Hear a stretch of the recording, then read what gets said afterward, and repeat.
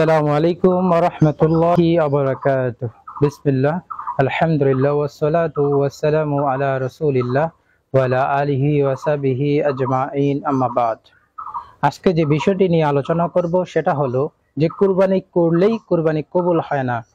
দলিল সূরা মাইদা ৫ নম্বর সূরা ২৭ নম্বর আয়াত। মহান আল্লাহ বলেন, আর তুমি তাদের নিকট আদমের দুই পুত্রের সংবাদ যথাযথভাবে বর্ণনা করো।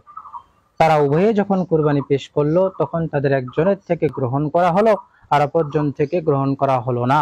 সে বলল, অবশ্যই আমি তোমাকে হত্যা করব। ক্বালা ইন্নামা ইয়াতাকাব্বালুল্লাহু মিনাল মুত্তাকিন। অন্যজন বলল, আল্লাহ কেবল মুত্তাকিদের থেকে গ্রহণ করেন। আদম আলাইহিস সালামের দুই পুত্রের কথা বলা হয়েছে। একজনের নাম হাবিল আর একজনের নাম হচ্ছে কাবিল। হাবিল এবং কাবিল তারা উভয়ে কুরবানি পেশ করলে তাদের মধ্যে একজনের কুরবানি গ্রহণ করা হয় আর একজনের কুরবানি গ্রহণ করা হয় না। হাবিলের কুরবানি গ্রহণ করা হয় কিন্তু কাবিলের কুরবানি গ্রহণ করা হয় না। হাবিল সে পশু পালন করত, সে ভেড়া দুম্বা ইত্যাদি পালন করত, আর হাবিল সে কুরবানি হিসেবে পেশ করে সবচেয়ে উত্তম একটি দুম্বা।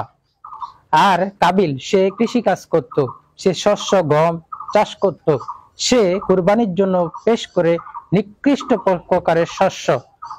আর এর ফলে আকাশ থেকে আসমান থেকে আগুন এসে হাবিলের কুরবানিটি নিয়ে যায়, কিন্তু কাবিলের কুরবানিটি পড়ে রয়ে যায়।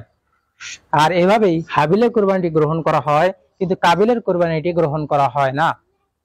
তখন হাবিলকে কাবিল বলে যে, অবশ্যই আমি তোমাকে হত্যা করব। তখন হাবিল বলে, ক্বালা ইন্নামা ইয়াতাকাব্বালুল্লাহু মিনাল মুত্তাকিন। আল্লাহ কেবল মুত্তাকিদের থেকে গ্রহণ করেন। তাহলে আল্লাহ রাব্বুল আলামিন মুত্তাকিদের কুরবানি কবুল করে থাকেন। এখন মুত্তাকি কারা? যারা আল্লাহকে ভয় পায় এবং যাবতীয় পাপ থেকে বিরত থাকে, তারাই হচ্ছে মুত্তাকি। সূরা হজ 22 নম্বর সূরা 37 নম্বর আয়াত। মহান আল্লাহ বলেন, লা ইয়ানালাল্লাহু লুহুমুহা ওয়ালা দিমাউহা ওয়ালাকিন ইয়ানালুহু তাকওয়া মিনকুম। আল্লাহর কাছে পৌঁছে না এগুলোর গোশত ও রক্ত, বরং তার কাছে পৌঁছে তোমাদের তাকওয়া। সুতরাং আমরা যদি আল্লাহকে খুশি করার জন্য, আল্লাহর ইবাদত করার জন্য, তাকওয়া অর্জনের জন্য কুরবানি করি, তাহলে আমাদের কুরবানি গ্রহণ করা হবে। আর আমরা যদি আল্লাহকে সন্তুষ্ট করার জন্য কুরবানি না করি, আল্লাহর ইবাদতের উদ্দেশ্যে কুরবানি না করি, তাকওয়া অর্জনের উদ্দেশ্যে কুরবানি না করি, বরং মানুষকে দেখানোর উদ্দেশ্যে কুরবানি করি, তাহলে কিন্তু আমাদের কুরবানি গ্রহণ করা হবে না। কেননা আল্লাহ রাব্বুল আলামিন আমাদের অন্তর দেখেন এবং আমাদের আমল দেখেন। রিয়াদুস সালিহিন হাদিস নাম্বার 8।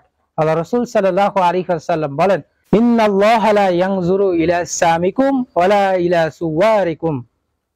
নিশ্চয় আল্লাহ তাআলা তোমাদের দেহ এবং তোমাদের আকৃতি দেখেন না, ওয়ালাকিন ইয়ানজুরু ইলা কুলুবিকুম ওয়া আমালিকুম, বরং তিনি তোমাদের অন্তর এবং আমল দেখেন। সুতরাং আল্লাহ রাব্বুল আলামিন আমাদের অন্তর দেখবেন, আমাদের আমল দেখবেন। সুতরাং আমরা আমাদের অন্তরকে বিশুদ্ধ করি, কুরবানি করি তাকওয়া অর্জন করার জন্য, আল্লাহ সন্তুষ্টির জন্য।